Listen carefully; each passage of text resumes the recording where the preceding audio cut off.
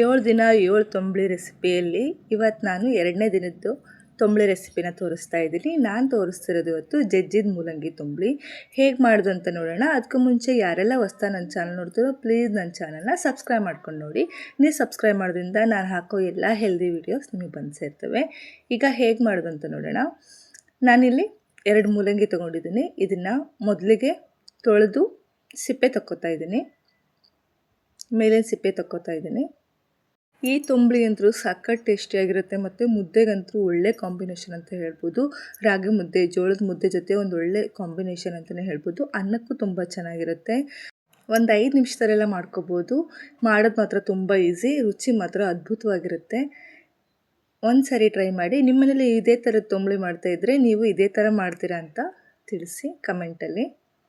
ಈಗ ಸಿಪ್ಪೆ ತೆಗೆದಿರೋ ಮೂಲಂಗಿನ ಸಣ್ಣದಾಗಿ ಹೆಚ್ಚಿಟ್ಕೊಂಡಿದ್ದೆ. ಅದನ್ನು ಒಂದು ಕುಟ್ಟಾಣಿ ತೊಗೊಂಡು ಸ್ವಲ್ಪನೇ ಹಾಕ್ಕೊಂಡು ಜಜ್ಕೋಬೇಕು. ಈ ಜಜ್ಜಿ ಮಾಡೋದ್ರಿಂದನೇ ಈ ತಂಬುಳಿಗೆ ತುಂಬ ಟೇಸ್ಟು. ನಾವೇನಾದ್ರು ಮಿಕ್ಸಿ ಜಾರಲ್ಲಿ ಹಾಕೋಕ್ಕೋದ್ರೆ ತುಂಬ ನೈಸ್ ಆಗಿಬಿಡುತ್ತೆ, ಅಷ್ಟೊಂದು ರುಚಿ ಕೊಡಲ್ಲ. ಅದಕ್ಕೆ ಈ ಥರ ಜಜ್ಕೋಬೇಕು. ಸ್ವಲ್ಪನೇ ಹಾಕ್ಕೊಂಡು ನೋಡಿ, ಇಲ್ಲಿ ಈಗ ತೋರಿಸ್ತೀನಲ್ಲ ಈ ಥರ ಜಜ್ಜಿಟ್ಕೋಬೇಕು. 2 ಮೂಲಂಗಿನೂ ಈ ಥರ ಜಜ್ಜಿಟ್ಕೋತಾ ಇದ್ದೀನಿ.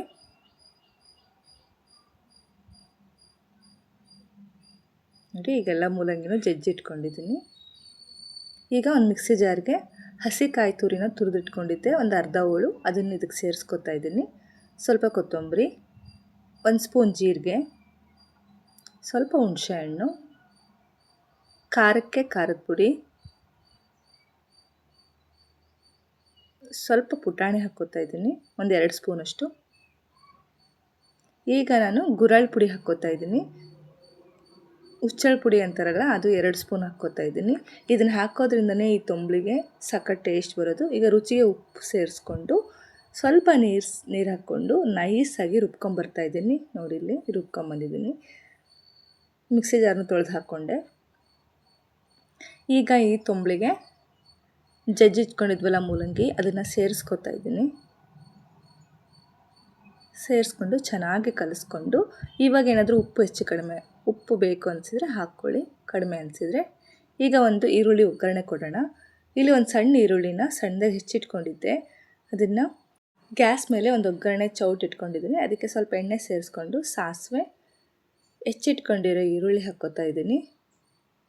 ಒಂದು 2 ಹೆಸರು ಕರಿಬೇವನ್ನ ಬಿಡಿಸಿ ಹಾಕ್ಕೊಂಡಿದ್ದೀನಿ.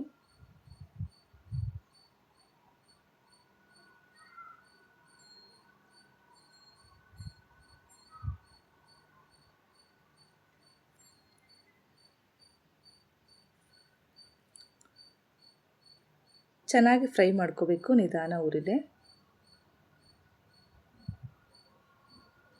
ಅರ್ಧಂಬರ್ಧ ಫ್ರೈ ಆದರೆ ಸಾಕಾಗುತ್ತೆ ಈರುಳ್ಳಿ.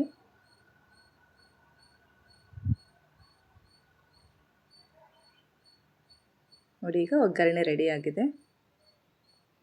ಈ ಒಗ್ಗರಣೆನ ನಾವು ಮಾಡಿ ಇಟ್ಕೊಂಡಿರೋ ತಂಬುಳಿಗೆ ಸೇರಿಸ್ಕೊಂಡು ಚೆನ್ನಾಗಿ ಮಿಕ್ಸ್ ಮಾಡಿಬಿಟ್ಟು, ನೀವು ಇದೇ ಥರ ಮಾಡ್ತೀರಾ ಅಂತ ತಿಳಿಸಿ. ಯಾರಾದರೂ ಮಾಡಿಲ್ಲ ಅಂದರೆ ಒಂದು ಸರಿ ಟ್ರೈ ಮಾಡಿ ನೋಡಿ, ಸಖತ್ ಟೇಸ್ಟಿಯಾಗಿರುತ್ತೆ.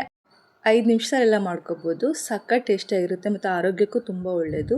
ಮಧ್ಯಾಹ್ನ ಟೈಮಲ್ಲಿ 5 ನಿಮಿಷ ಟೈಮ್ ಕೊಟ್ಟು ಮಾಡ್ಕೊಂಬಿಟ್ರೆ ನಮಗೆ ಒಂದೊಳ್ಳೆ ಮೀಲ್ ರೆಡಿ ಆಗಿಬಿಡುತ್ತೆ. ಮುದ್ದೆ ಜೊತೆ, ಅನ್ನದ ಜೊತೆ ಸೂಪರ್ ಟೇಸ್ಟಿಯಾಗಿರುತ್ತೆ. ಇಷ್ಟ ಆದರೆ ಪ್ಲೀಸ್ ನನ್ನ ಚಾನಲ್ನ ಸಬ್ಸ್ಕ್ರೈಬ್ ಮಾಡ್ಕೊಂಡು ನೋಡಿ. ಇದೇ ಥರದ ಒಳ್ಳೊಳ್ಳೆ ತಂಬುಳಿ ರೆಸಿಪೀಸ್ ನೆಕ್ಸ್ಟ್ ಅಪ್ಲೋಡ್ ಮಾಡ್ತಿರ್ತೀನಿ. Thank you.